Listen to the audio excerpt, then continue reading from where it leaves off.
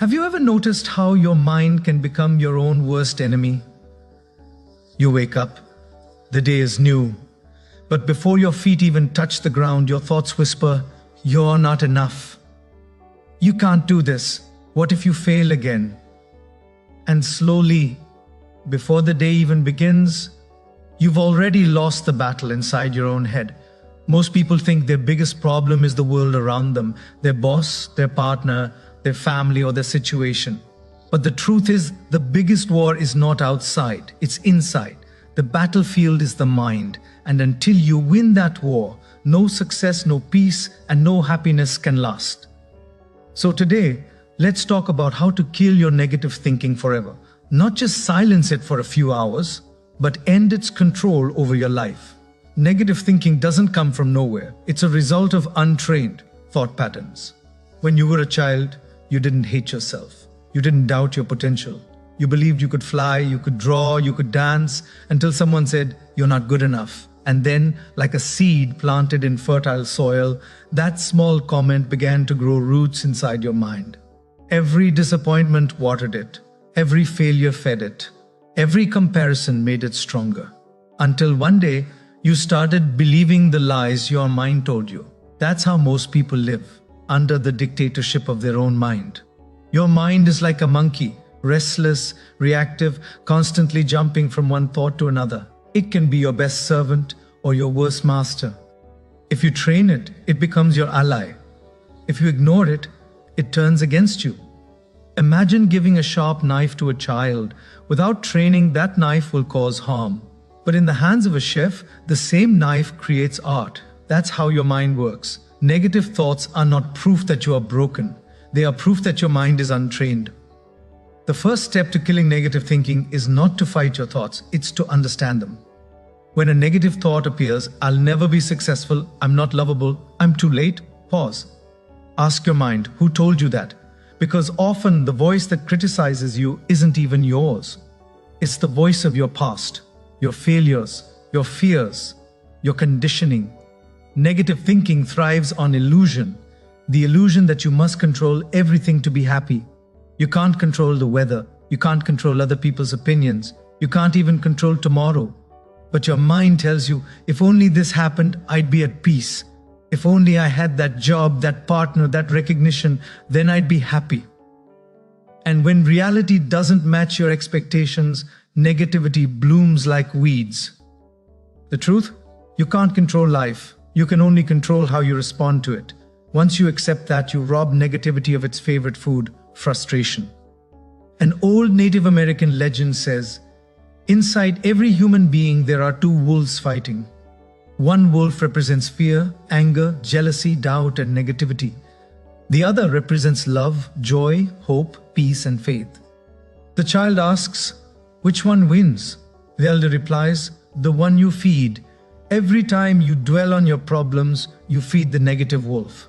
Every time you show gratitude, you feed the positive one. The wolves are always hungry, but only one should survive. So ask yourself daily, which wolf am I feeding right now? You can't kill what you don't see. Awareness is the light that exposes darkness. When a negative thought enters, don't fight it, just observe. Say to yourself, a negative thought has entered. Like clouds passing in the sky, let it drift away. The more you watch your thoughts without reacting, the weaker they become. Your awareness is like sunlight. No darkness can survive under it for long. That's why meditation, prayer, or simple silence every day is not luxury, it's maintenance. You wash your body every day, why not cleanse your mind too? Negative thinking isn't a one-time visitor, it's a habit. And like any habit, it can be unlearned. Your brain loves patterns. If every morning you open social media, compare yourself and feel inadequate, your brain starts craving that negativity because it's familiar. To change this, you must replace the habit, not just resist it. When a negative thought says, I can't, replace it with, I can learn. When your mind says, I failed, replace it with, I grew. When your mind says, no one cares, replace it with, I'll care for others. Over time, your brain rewires itself to choose faith over fear. Neuroscience calls it neuroplasticity. Spirituality calls it transformation. I simply call it reclaiming your mind. Your environment feeds your thoughts. If you surround yourself with gossip, complaints, and pessimism, you will eventually speak their language. But if you spend time with people who see possibility, who talk about growth, who uplift others, their energy becomes your oxygen. As Gaur Gopal Das often says, your company shapes your character. So choose your inner circle wisely. Not everyone deserves a seat at your mental table. Sometimes peace means deleting a contact, muting a conversation, or walking away quietly from people who drain your joy. You don't owe anyone access to your mind. It's impossible to be grateful and negative at the same time. Gratitude shifts your focus from what's missing to what's present. Try this. Each morning, before checking your phone, whisper 3 things you're thankful for. I'm alive. I have food. I have another chance today. It sounds simple, almost too simple. But gratitude rewires your emotional state. Where there is appreciation, there's no room for anxiety. Where there is thanksgiving, negativity starves. Most people let their minds talk to them all day, but never talk back. When your mind says, you can't handle this, answer, watch me. When it says, you're not enough, say, I am growing every day. When it says, you failed again, say, failure is feedback. You see, your mind listens to the words you repeat most often. Affirmations are not magic. They are reminders. They are how you reprogram your thoughts. A wise monk once said, you cannot remove darkness with darkness. You remove it with light. You cannot fight negative thinking with more negativity. You replace it with something higher. When your mind starts criticizing, shift your attention to service.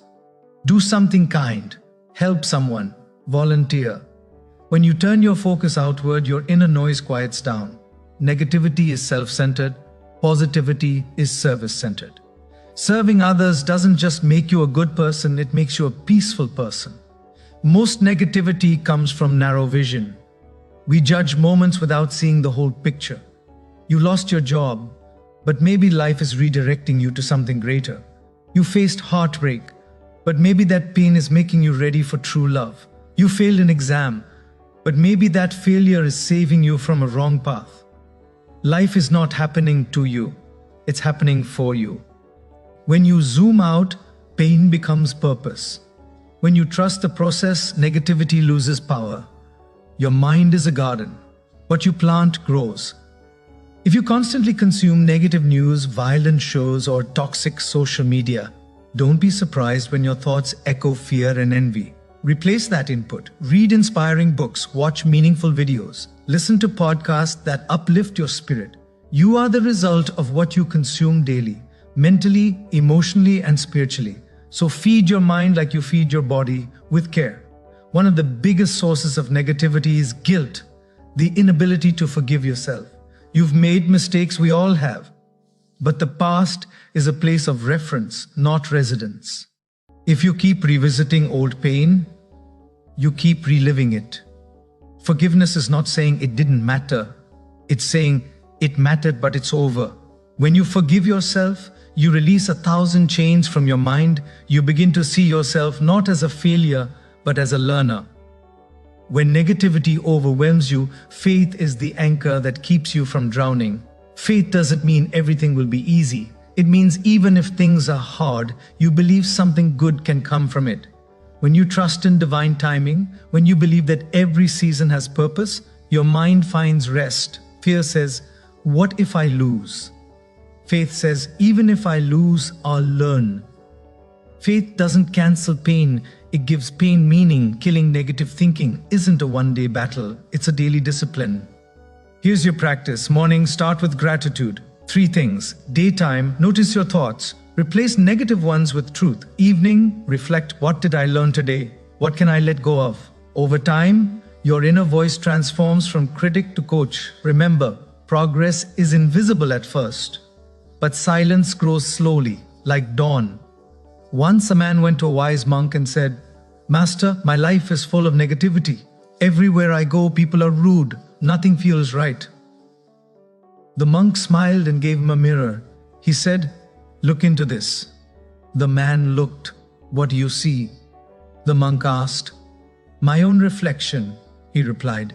"Exactly," said the monk. "The world you see is a reflection of the thoughts you carry. If your mind is full of fear, you will see danger everywhere. If your mind is full of gratitude, you will see blessings everywhere.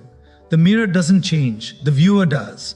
Many people become negative because they expect perfection from themselves, from others, from life. But perfection is an illusion. Progress is real. Even nature takes time. Flowers bloom slowly, seasons change gradually, and yet we rush ourselves as if peace is a race. Slow down, breathe. You're not behind, you're simply becoming. When you start valuing growth over perfection, your mind stops attacking you. Let me remind you, you are not your thoughts. You are the gardener of those thoughts. Pull out the weeds of doubt, plant seeds of hope, water them with gratitude, and shine them with discipline. Every day you do this, your garden becomes more beautiful.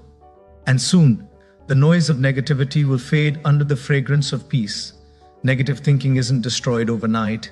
It's defeated moment by moment through awareness, gratitude, faith, and action. There will still be days when your mind whispers lies, but you'll know they are lies. You'll smile and say, "Not today," because you'll know something your old self didn't. You are not a victim of your thoughts. You are their master. You are not a prisoner of your past. You are the author of your future. You are not broken. You are becoming. So the next time your mind turns dark, remember, you have the power to turn on the light. Kill negative thinking not with anger, not with fear, but with love, awareness, and discipline. Because once you master your mind, no circumstance can master you. Fade out softly with music. Peace is not the absence of problems, it's the presence of the right mindset. And that mindset starts within you.